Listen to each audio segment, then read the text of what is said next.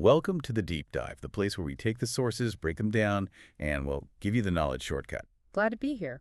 Today, we're exploring something really fascinating, almost sci-fi sounding, but it's very real. It's called Acquired Savant Syndrome. That's right. It's this sudden, almost explosive development of brilliant skills. We're talking high-level math, music, art. Out of nowhere, basically. Pretty much. It usually follows some kind of severe trauma, a stroke, a head injury, or even a really intense emotional shock. And what makes this deep dive interesting is our sources. They don't just cover the clinical side. No, they combine that traditional understanding with some really detailed, energetic, and, well, subliminal observations. These came from a whole series of investigative hypnosis sessions. So our mission today is to unpack what's supposedly happening at that subtle, energetic level in the brain during this sudden unlocking. Exactly, and explore what it might mean for, human potential in general, untapped potential. Okay, let's start with the trigger itself. Section 1. The energetic anatomy of the shift. What did the sources say causes this? Well, the usual suspects are confirmed. Things like a cerebral vascular accident, a stroke, or significant cranial trauma, CNS injuries. Physical events. Right. But crucially, the sources also include intense emotional shock, like deep grief, or even a severe illness that pushes someone to the brink. So the common thread is this overwhelming stressor, physical or emotional. Precisely. And when they looked at the brain energetically during these hypnosis sessions, they saw some pretty specific changes. Like what? What's different? Okay, first, the cerebral vessels themselves often looked, bigger, thicker, suggesting more blood flow, more energy. Makes sense. And even more striking, the upper front part of the brain, higher cognitive area. It showed increased luminosity, like it was brighter. Brighter? Yeah, higher vibration, and the particles inside were described as really agitated, en mouvement, highly active, moving fast. So like an energetic hotspot right in the front of the brain. Exactly. But then other areas, particularly at the back and underneath, seemed kind of the opposite. Opposite how? They were described as hardened, maybe crystallized or dry. The sources used the term figé, meaning fixed, stuck. Minimal activity there. Wow. So a really uneven energy distribution creates pressure, I imagine. Huge pressure.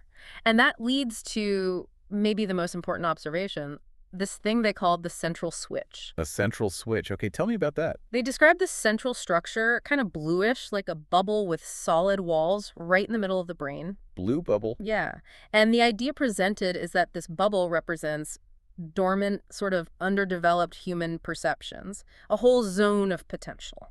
Okay, so like a reserve tank of abilities we don't normally use. That's a good way to put it. Normally, it's only active au minimum, just ticking over, barely on. So why does the trauma switch it on? Why not something gentler? Because the shock, whether it's physical or emotional, acts like a massive electrical surge through the whole brain, an overload. And this intense electrical process forces movement, forces activation in that previously quiet central zone. It basically blasts the doors open. Blasts the doors open. Which brings us to the next big question. Where does the new knowledge, the genius, actually come from? Is it already inside, or is the brain suddenly pulling it from somewhere else? The sources lean pretty heavily towards the idea that most of it is already dormant, dorming asleep inside the brain itself. So the potential is inherent. Mostly, yes. The electrical surge just unlocks the perception, gives access to what was already there but unavailable. But I remember the sources also mentioned accessing, like, external information, the ethers, I think they called it. Yes, that's part of it too.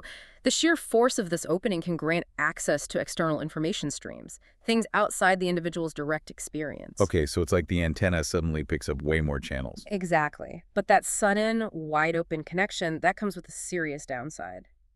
Risk. What kind of risk? Well, first, the experience itself can be incredibly unsettling. People question their own sanity, which is understandable. Yeah, I imagine. But energetically, because the brain is suddenly wide open, broadcasting and receiving without the usual filters or shields, It's vulnerable. highly vulnerable, susceptible to external interference. And this is where false information from outside, can get introduced. It can contaminate the new ability. Contamination. Okay. That makes the case studies even more important. Let's look at some specific examples. Case 1, Anne, the mathematician. Right. Anne was in her 40s, working a standard administrative job, not exactly high-level math. No.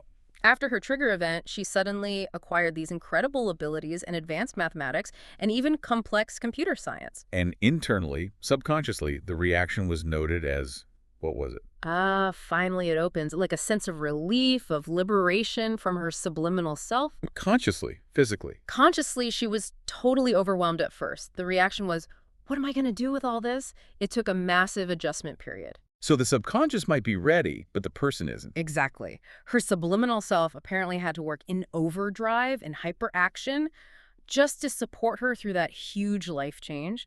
She eventually adapted, used the skills to teach in major schools, found a way to channel it. Okay, now contrast Anne's purely intellectual gain with Philippe. Mm-hmm. His was more about physical change, right?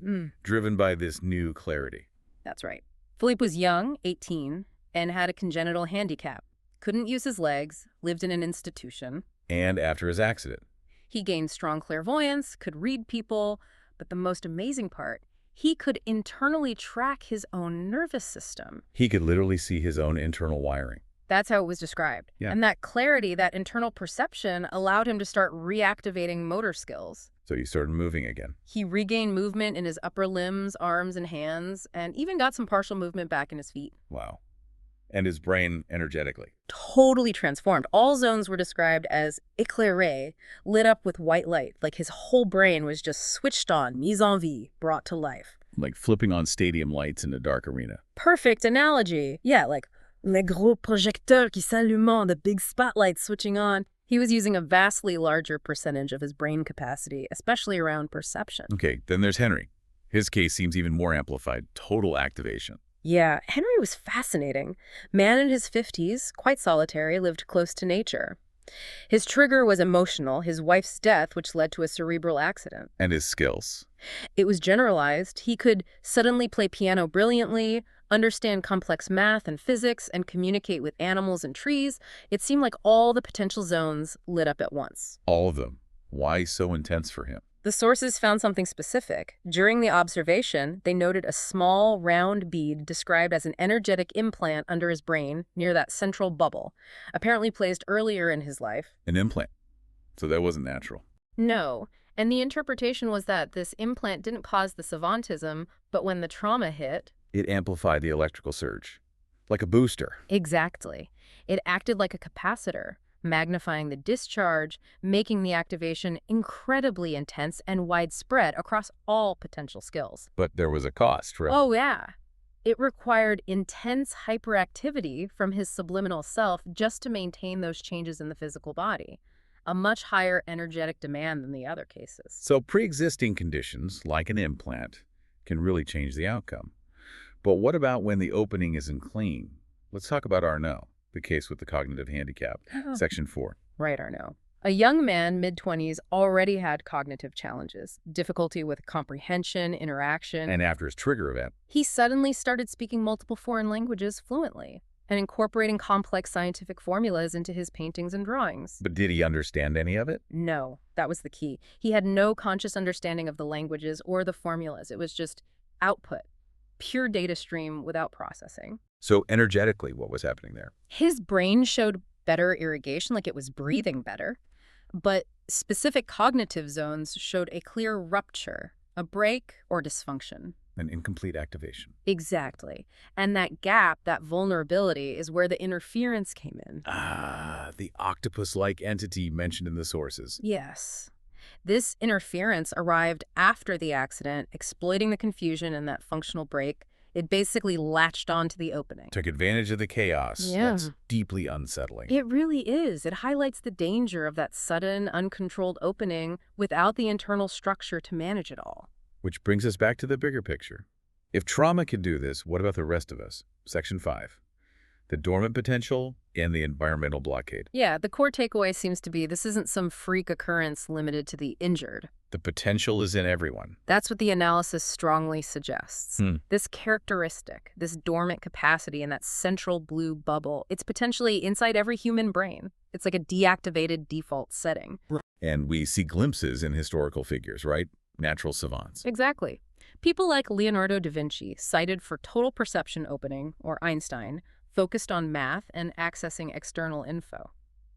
They apparently access these abilities without the trauma. So they were born with the switch already, maybe partly flicked. That's the idea. Born with that energetic characteristic already active or easier to activate, they're the exceptions proving the underlying rule. Okay, so if we all potentially have this, why is it normally switched off? What keeps that blue bubble sealed? The sources point fingers directly at our environment, specifically the constant reception of frequency from our modern world. Frequencies. Yeah, this is where it gets critical of modern life. Our way of living, the intense hyperactivity, the constant bombardment from technology. Our lifestyle is the block. That's the argument. These factors are constantly bathing our brains in frequencies that essentially keep that central potential locked down, dormant, suppressed. Wow. So the very hum of our daily lives could be preventing us from accessing, well, potentially huge parts of ourselves. It's a pretty stark thought, but the suggested solution isn't necessarily more trauma. No. What then? It's much simpler, though maybe not easier. The sources propose that just slowing down our rhythm of life. Slowing down. Yeah, reducing the frantic pace, the constant digital noise, the overwhelming input. This could potentially allow those dormant perceptions to develop naturally, gradually, without the violent surge. So conscious deceleration could achieve what trauma forces. That seems to be the core insight, yes. Trauma rips the door open, but maybe, just maybe, slowing down lets us unlock it gently. Our environment suppresses it, but changing our relationship to the environment might awaken it. Okay, that's a lot to take in. Yeah. But before we wrap up, we absolutely have to talk about the sources themselves. This information came from Investigative Hypnosis, and there's a really important caveat, isn't there? Hugely important. Critical context for you, the listener. The sources themselves are very clear on this. Information from any single hypnosis session is considered highly contaminated. Contaminated how? By the operator's interpretations, their cultural filters, the subject's own beliefs, potential external distortion. They estimate the contamination, the garbage rate can be as high as 97 or 98% in one session. 97%. How can we trust any of this then? Through massive pattern recognition, reliability comes from comparing thousands of sessions. But The consistent findings, like the blue central bubble, the electrical overload mechanism, the specific energetic patterns seen across many different cases, that tiny 2 to 3% that keeps showing up again and again, that's considered the reliable data. so we're looking at the common threads from a huge data set, not just one person's vision. Precisely. It gives those core findings, like the dormant potential and the environmental suppression, a very different weight. Right. It's a signal emerging from a lot of noise. Which leaves us with a pretty provocative final thought to chew on. Go on. If our modern, hyperactive, tech-saturated environment really is suppressing, say, 97% of our brain's latent potential, what incredible hidden genius might you personally possess? Wow. What abilities are lying dormant inside you right now, just waiting, perhaps, for a change in the frequency and pace of your daily life? Something definitely worth pondering next time things feel too fast. Thank you for diving deep with us today. My pleasure. We'll see you next time on The Deep Dive.